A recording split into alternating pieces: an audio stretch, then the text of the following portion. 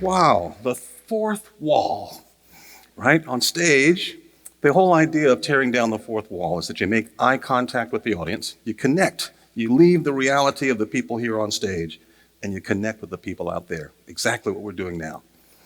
There's also a fourth wall in conservation and environmental movements. That fourth wall is defined by race and class, by the people on the outside of these movements who typically are looking in. To the extent we're involved in conservation movements, we're generally labeled as diversity, something that's really not even a thing. So let me talk a little bit about the importance of breaking down the fourth wall, because I don't know that these are adequate movements if their aim is to save the bay, save the planet, save whatever it is they want to save, right? They need as much help and as much involvement, as much engagement as you can possibly find. So in my case, my story is that I'm a lifelong conservationist, outdoorsy type of person. I've been a backpacker, kayaker, trail worker. As a boy, I literally traveled the world. My father took us to various places around the world in West Africa and East Africa, where I saw game parks, and saw also in how every culture, there were people who had a deep reverence and a passion for the environment. In some cases, really ancient cultures where that tradition and where that wisdom lived. Once, I actually went swimming in the Indian Ocean in a sea storm because I wanted to experience firsthand this kind of personal test with nature, something I frankly never told my parents because I knew if the sea storm didn't kill me, certainly they would. So, back here in the States, I grew up on a farm, played in the woods, played on the river, learned to grow crops, fell in love with the way the golden sun fell on the crop fields in the evenings there.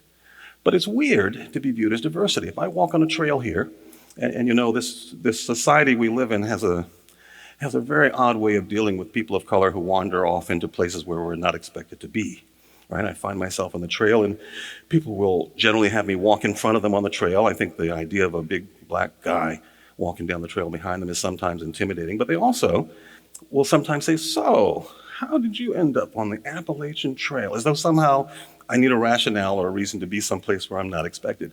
The same kind of idea, you know, like if you're in a department store and they say, "Can I help you?" As though they don't really want to be helpful. They just want to know if you're credentialed. Do you belong here? So it's a strange thing. I've even heard people joking in my presence about hoods in the woods, believe it or not, as though somehow people of color on these places, these turfs that have been claimed by people who are white, is somehow we're bringing thuggishness there. I mean, I heard someone describe to me once at a meeting about whether to open access up to a particular facility to the general public. And someone said, if you open this up to everybody, there will be guys in baggy jeans and gold jewelry drinking old English malt liquor out of paper sacks on the trail, which was appalling, right? I mean, what an image. What an idea. So I've come to believe in my lifelong, my whole adult life, that outside spaces are probably some of the most segregated places left in America, just by ideology. So let me, before I go any further, explain what I mean by race, because I don't think you can tell a darn thing about somebody based on the skin color or what they look like. In fact, if you know, within the black community, we come in all kinds of shades. People do. And so I don't think skin color is definitive. It's mindset. So to make an illustration, let me talk about a guy I don't know. He's dead, so I can talk about him with impunity, and that's Christopher Columbus. Chris and I never met, but I know from history that he was brutal to the people that he found on these shores, the indigenous people whose land he helped take, his various treatments of people who were already here. I don't think he did that because of the color of his skin. He did that because that was the mindset, the culture that existed at that time. So if you think like Christopher Columbus, then you're probably a white guy. If you think like a member of the human race, then I embrace you as a person based on the character, not the color of your epidermis. So race is a frame of mind, and movements built on that frame of mind are really exclusive, right? Because they tend to handpick. They like to handpick their, quote, diversity. And to the extent they handpick people who already fit into these existing movements, that's not good enough, right? Because these existing movements aren't big enough. They don't have enough momentum. They don't have the moral authority to even work on some of these issues. They don't know or care in some cases about the plight or the struggles of people who struggle with disparities every single day. So these are not necessarily representative movements, and yet they need all the engagement and all the involvement that they can possibly get. So among the things that I've bumped into in this work is my own attempt to create an organization exactly like the one that I wanted to join. That's what Patuxent Riverkeeper essentially is. There, pretty much everyone that you can possibly pick in a diaspora is present. In fact, if we are doing something where only one of a certain type of people are there, we ask ourselves, what's broken here? What signal are we sending out inadvertently that might be driving people away? Because let's be clear, I think these are boycotts. The reason you don't see a lot of people of color in these larger green movements is because they stay away, because these movements are not ones we own, not ones we founded, not ones we have any control over, and they tend to want to put us on their bandwagon rather than the other way around. So to me, people of color are essentially an important, vital element in these movies. Without us, there are movements that are very limited, and they need us in deeper ways. You know, at our organization, we had a jazz concert a few years ago, mostly because there were people of color who said, you know, the social environment around our organization seems dominated by the same people all the time. So I said, well, great. We'll host it if you guys organize something that you want to have. And so a jazz concert came up. Mostly people of color came. The handful of white folks who came, some of them left in the first 15 minutes. I chased them down the driveway. Where are you going? I thought maybe they just don't like the music. No, people said to me, we weren't sure if we were welcome because we were the only white people there. And I thought, how amazing is that? How amazing that if we create a situation where the people who are used to be dominant aren't in that situation, that they feel alienated from it. So I feel like we have a lot of work to do to really educate the people in these movements about how to connect to other cultures, how to break down that fourth wall. We can't be, as people of color, we cannot be a footnote, an afterthought, an asterisk. What kind of movement is that? That's just bizarre. So labeling me as diversity, I think is an insult, right? I'm a stakeholder.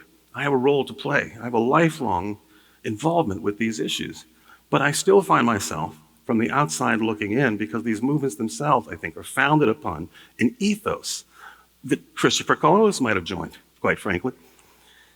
So what do you do when people assume these are perfectly great movements, even without people of color in them? That's not an uncommon point of view. I encounter it all the time. We do really great work. We do all this wonderful stuff. If we hadn't been here doing this stuff, the environment would be worse off. And I'm saying that while that's perfectly true, these are still potentially extremely limited movements if they just have one of a particular type of person in them, or one of a particular mindset, or an unwillingness to connect to communities where some of the worst environmental suffering in the world exists, which I think that's actually much more representative sometimes in these movements to the extent they work on problems that are funded, they work on problems that are familiar to them, but they don't really have the bandwidth, it seems, to be much more inclusive. And I think that's the ethos that we have to change. We have to have more jazz concerts. By the way, I didn't mention, I also had a phone call about that same jazz concert from an angry white member who said, how dare you play jazz next to a river where only bluegrass should be played? I mean, you can't win, right? You can't win for losing. I think we have to have events where you can play whatever you want. Events where people are connected to each other and to the environment on a level that makes better movements, much more exciting movements, much more compelling movements. And yet these are the movements that most people have ever encountered. They don't know what an other movement looks like. And I admit, sometimes I don't. I just know that diversifying and inclusifying, if that's a word, in these movements really requires a different point of view about how people fit into it. Because, you know, the other cop-out I hear is people say, well, look, we got the science right. Who cares about the people?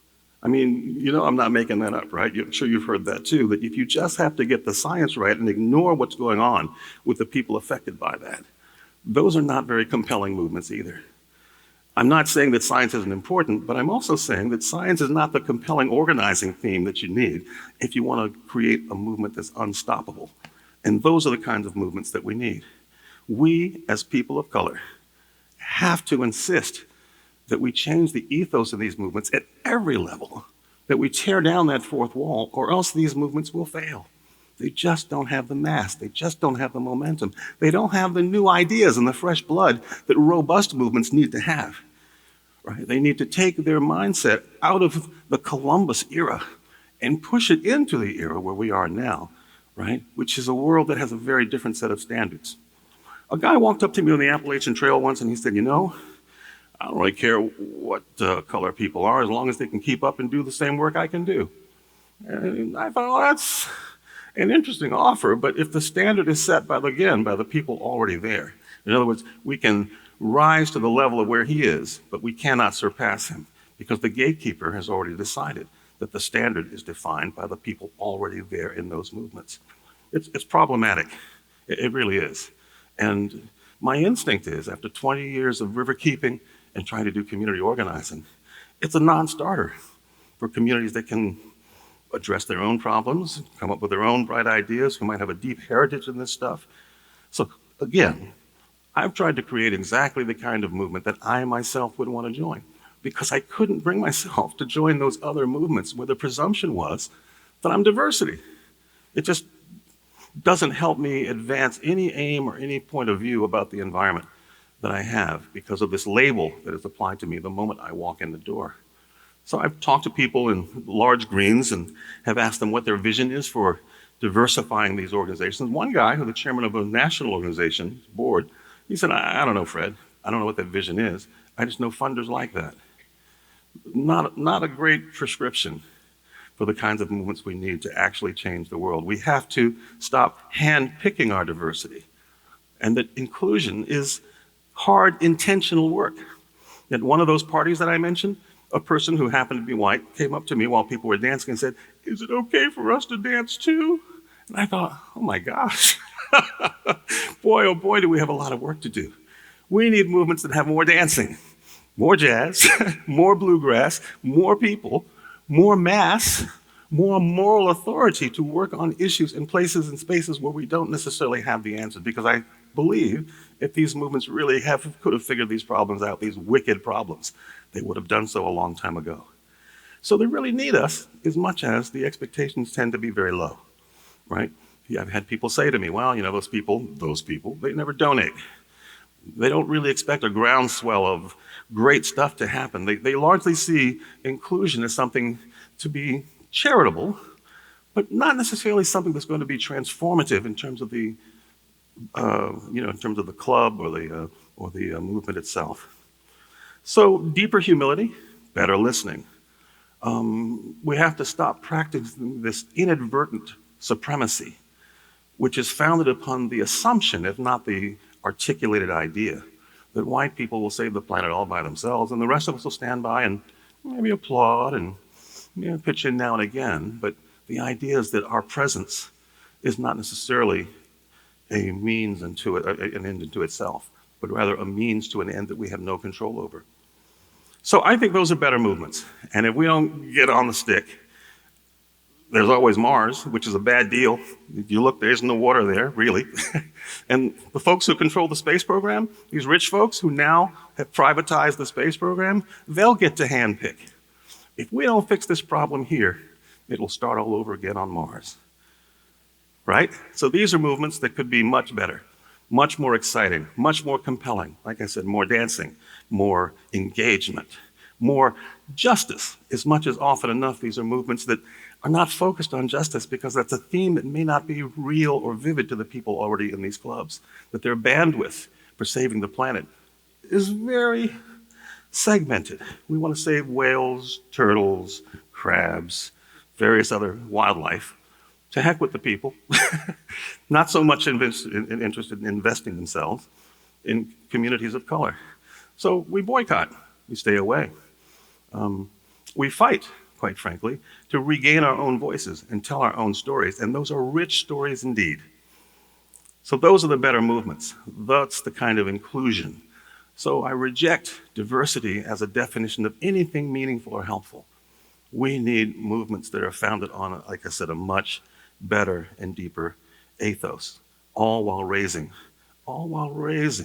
the set of expectations for movements that have so much potential. The most compelling and exciting theme. We have a great product to sell. The environment. I don't know anybody that's not excited about it. When I get on an elevator, because I don't speak football, if I'm bonding with people, I'll say, well, so what watershed are you from? Just before they call security, or people want to talk about that stuff because the environment has that kind of power. We all have some deep connection, some expressive connection that we want to share. And so I want to have more movements that come from that mindset. Not the kind of movements that Christopher Columbus would have started or joined, but the kind of movements we could really have. So help me shatter that fourth wall, because the future is in our hands.